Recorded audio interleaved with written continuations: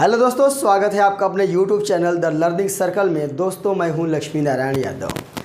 दोस्तों वीडियो को आगे बढ़ाते हुए आज काफ़ी दिनों के बाद वीडियो बना रहा हूं। तो देखिए, जो हमारा 9th क्लास का मैथ का प्रश्नावली एक्सरसाइज 4.1 कंप्लीट हो गया था। 4.2 के बारे में आज हम बात कर रहे हैं। क्वेश्चन है पहला, निम्नलिखित विकल्पों में कौन सा विकल्प सत्य है और क्यों। देखिए, इसमें तो ज़्यादा अंदर जाना नहीं है।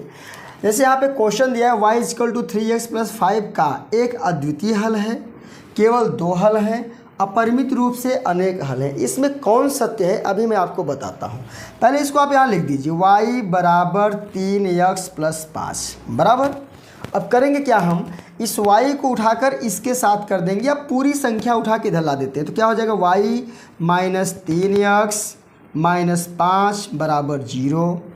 ठीक है, यक्स को पहले करेंगे तो -3x + y - 5 = 0। दोनों पक्षों में हम माइनस का गुणा कर देते हैं ताकि जो पहली वाली संख्या हो माइनस से मुक्त हो जाए। तो 3x - y + 5 = 0।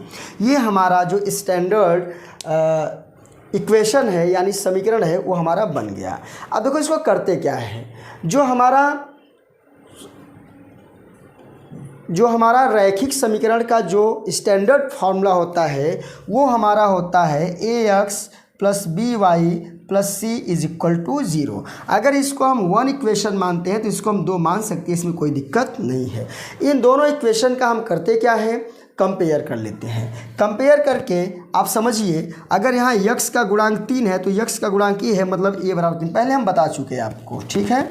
दूसरा b जो है हमारा b = -1 हो जाएगा, ठीक है, और c = 5 हो जाएगा। अगर हम a b c का मान ज्ञात कर लें तो यहाँ पर a b और c का मान हमको 3 - 1 और 5 मिल गया है।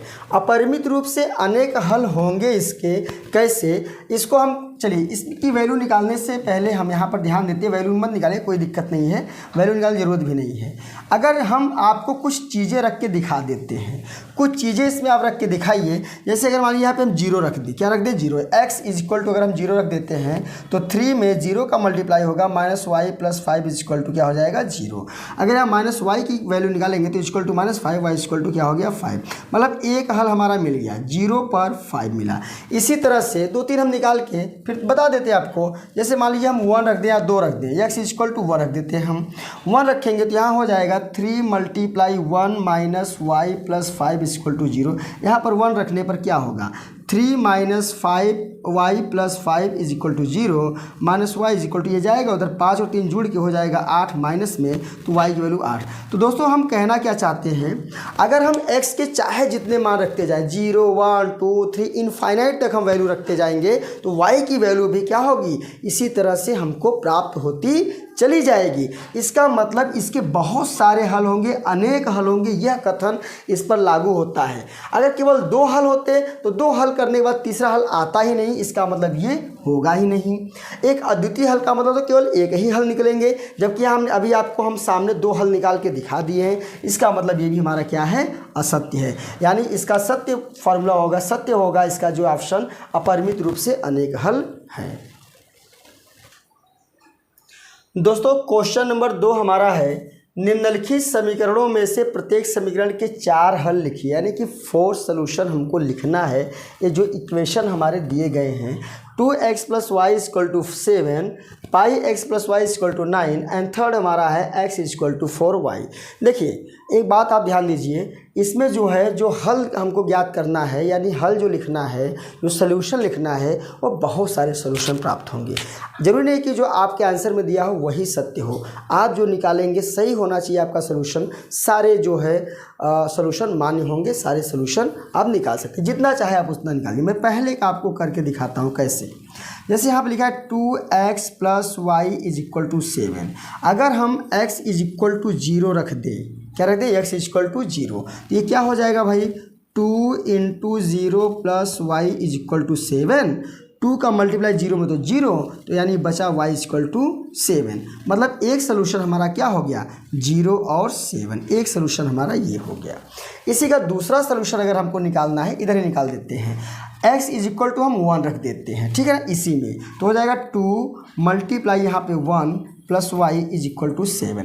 देखो दोस्तों, 2 एक कम 2 और 2 को उधर ले जाएंगे तो माइनस हो जाएगा, तो y is equal to 7 minus 2, y is equal to 5। दूसरा सोल्यूशन हमारा आ गया 1 और 5। चलिए हम माइनस रख के आपको दिखा देते हैं। x इज इक्वल टू -1, जहाँ पे x हुआ -1 यानी 2 multiply -1 plus y is equal to 7। तो 2 1 जा 2 -2 plus y is equal to 7। ये -2 दे जाएगा प्लस हो जाएगा, तो 7 जुड़ेगा तो y इज इक्वल टू 9। यानी तीसरा क्या हो गया हमारा -1 और 9। ये हो गया 3 सोल्यूशन इसके हमें मिल गए। चौथा सोल्यूशन हमारा क्या है, चलिए हम यहाँ पे 2 रख देते हैं, x इक्वल टू 2 रख देते हैं, तो हो जाएगा हमारा 2 multiply 2 plus y is equal to 7। 2 2 जा 4, 4 उधर जाएगा तो माइनस हो जाएगा, तो y is equal to 7 minus 4 और y is equal to value क्या आ गई, 3 आ गई। तो हमारा हो गया 2 और 3। दोस्तों यहाँ पर फर्स्ट इक्वेशन को हमने सॉल्व किया, हमने 0 रखा तो y की वैल्यू 7 आई, एक हमारा सोल्यूशन हो गया 0 7। दूसरा 1 रखा तो 5 आया, 1 5 हो गया। तीसरा -1 रखा 9 आया तो -1 9 हो गया। इसमें x इज इक्वल टू 2 रखा तो y इज इक्वल टू 3 आया, इसका मतलब 2 3 हो गया। तो इसके 4 सोल्यूशन हमें 0 7 1 5 -1 9 और 2 3 मिल गए। इसी तरह से इसको भी आप सॉल्व कर सकते हैं, इसी तरह से आप इसको भी सॉल्व कर सकते हैं। दोस्तों हमारा क्वेश्चन नंबर 3 है, बताइए कि निम्नलिखित हलों में कौन कौन समीकरण x माइनस 2y बराबर 0 के हल हैं और कौन कौन हल नहीं है। देखो भाई, कौन कौन, यहाँ पे 5 दिए गए, 5 हल दिए गए, 5 यहाँ पे नंबर x y के जो कोऑर्डिनेट है वो सब दिए गए हैं। अब पूछ रहा है कि इसमें कौन इसका हल है, कौन इसका सोल्यूशन है, कौन इसका सोल्यूशन नहीं है। सीधी सी बात है। देखिए जैसे हम इसको समीकरण को पहले हम लिख देते हैं, एक समझाएंगे, बाकी सारी चीज़ें आपको समझ में आ जाएगी। देखिए बराबर 4 है ना। पहला हम देख लेते हैं, किसको देख लेते हैं, पहला 0 और 2 है, मतलब जो पहली संख्या होती है x की वैल्यू होती है, दूसरी किसकी होती है, y की। तो जहाँ पर x है वहाँ 0 रखना है, जहाँ पर y वहाँ पे 2 रखना है। तो रख के देखिए, x की जगह 0 -2 इंटू वाई जगह 2 है तो 2 इज इक्वल टू 4, -2 मिल के -4 इज इक्वल टू 4।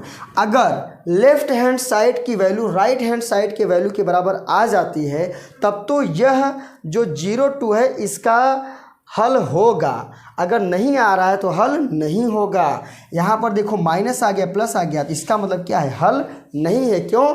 क्योंकि left hand side is not equal to right hand side. तो लिखेंगे 0 2 इसका हल नहीं है, पहली बात, ठीक है।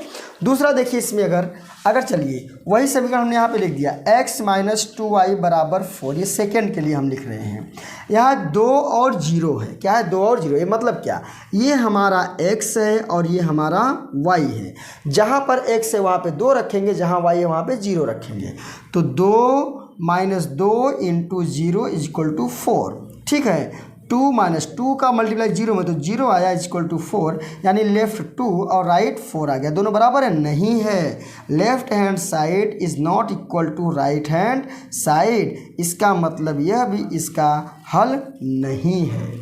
चलिए तीसरा आप कर लीजिएगा, चौथा मैं आपको बता देता हूँ क्योंकि वो रूट में है, बाकी सारी चीज़ें आप कर लेंगे। फर्स्ट बता दिया, सेकंड बता दिया, फोर्थ बता देता हूँ, फिफ्थ और थर्ड आपके लिए होमवर्क है। चलिए फोर्थ देख लीजिए, समीकरण हम लिख देते हैं x minus 2y is equal to 4। जहाँ पर x है वहाँ पर हम रूट 2 लिखेंगे और जहाँ पर y है वहाँ पे हम 4 रूट 2 लिखेंगे। हल करते हैं यहाँ पे, तो यहाँ पे रखेंगे रूट 2 माइनस 2 इंटू वाई जी रखेंगे 4 रूट 2, यानी 4 into root 2 is equal to 4। Root 2 यहाँ पे हो गया माइनस, देखिए 4 2 जा 8 रूट 2 इज इक्वल टू 4, ठीक है ना। 8 टू रूट में से 1 रूट 2 निकलेगा तो -7 root 2 is not equal to 4। देखो लेफ्ट हैंड साइड की वैल्यू राइट हैंड, यह भी नहीं होगा, यह भी नहीं होगा।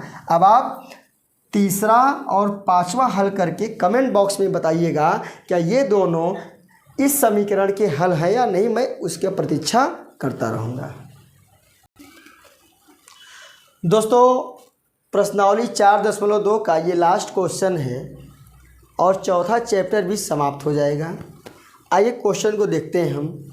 k का मान ज्ञात करना है, find the value of k while x is equal to 2, y is equal to 1, equation 2x plus 3y is equal to k, इसका एक सलूशन है। यह जो है ना, जो मान दिया है इस समीकरण का अगर सलूशन है तो k का मान कितनी, बहुत सिंपल है, हम दिखा देते हैं आपको। देखिए पहले तो आप समीकरण लिख दीजिए, लिख दिए समीकरण। अब करना क्या है, x और y की जो वैल्यू है, x और y की जो वैल्यू है उसको यहाँ पे आप रख दीजिए। जहाँ पर x है वहाँ पे 2 रखिए, जहाँ पे y है वहाँ पे 1 रख दीजिए, ठीक है ना। तो 2 × 2 plus 3 × 1 is equal to k, 2 2 ज़ा 4, 3 1 ज़ा 3 is equal to k, 7 is equal to k, या हम इसको लिख सकते हैं k बराबर 7। ये हो गया हमारा आंसर। तो दोस्तों आज के हमारे वीडियो में बस इतना ही। अगले वीडियो में हम चैप्टर नंबर 5 को लेकर आएंगे। अगर आप हमारे चैनल पर नए हैं तो चैनल को सब्सक्राइब करिए, लाइक कमेंट ज़रूर करिएगा, हो सके तो वीडियो को शेयर भी कर दीजिएगा। तब तक के लिए बाय।